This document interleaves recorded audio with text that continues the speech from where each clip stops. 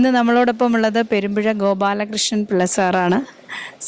സാറാണ് 99 സ്വാഗതഗാനം യുവജനോത്സവത്തിന് വേണ്ടിയിട്ട് രചിച്ചതും. സാറിനോട് നമുക്ക് നാടകത്തിൻ്റെ അഭിപ്രായങ്ങൾ ചോദിക്കാം. സാർ ഇന്നിപ്പം സാർ വന്ന് കുറച്ച് നാടകങ്ങളൊക്കെ കണ്ടല്ലോ, എന്താണ് പുതിയ തലമുറയുടെ നാടകത്തിനോടുള്ള ആ ഒരു അഭിനിവേശം?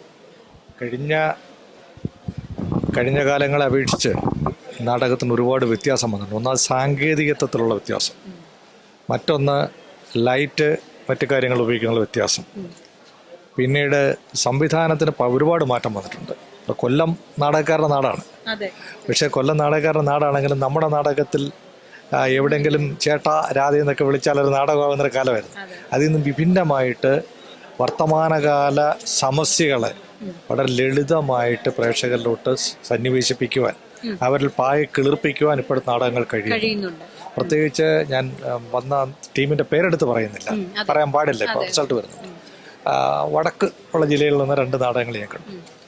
അത് ഒരെണ്ണം ഒരു നോവലിനെയോ കഥയോ ആസ്പദം ഉണ്ടാക്കിയാണ്.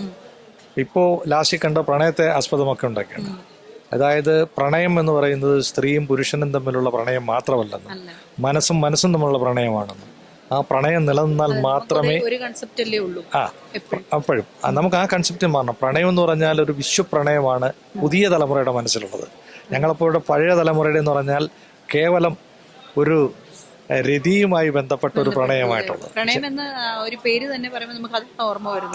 അതെ, അതിൽ നിന്നും ഇപ്പോ ലാസ്റ്റ് കണ്ട നാടകം, ഇപ്പോൾ എല്ലാം കണ്ട നാടകത്തില് 2 പെൺകുട്ടികൾ ആൺകോയ്മയ്ക്കെതിരെയുള്ള പ്രവർത്തനം നടത്തുകയും ആൺകോയ്മ ഒടുവിൽ പ്രണയം തിരിച്ചറിഞ്ഞ് അവരോടൊപ്പം ചേരുന്ന ഒരു മനോഹരമായൊരു ദൃശ്യം.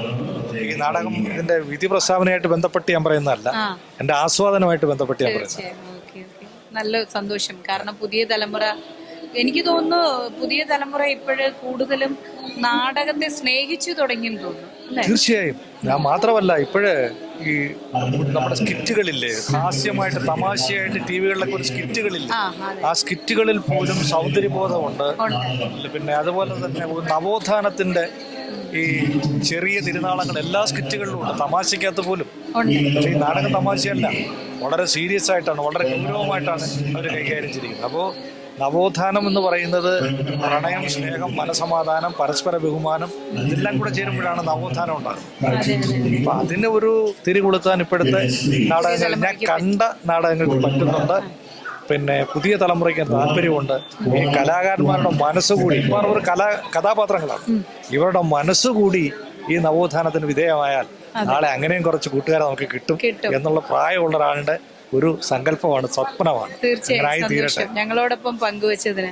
അപ്പം നാടകം, സാറിന്റെ അഭിപ്രായത്തിൽ നാടകം ഒന്നും മരിക്കുന്നില്ല, അതെല്ലാവരും ഇങ്ങനെ പറഞ്ഞു വന്നൊരു വാക്കായിട്ടാണ് അല്ലേ?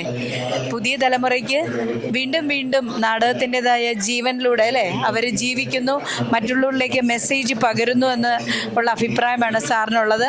ഒത്തിരി സന്തോഷം കരുതലിനോടൊപ്പം.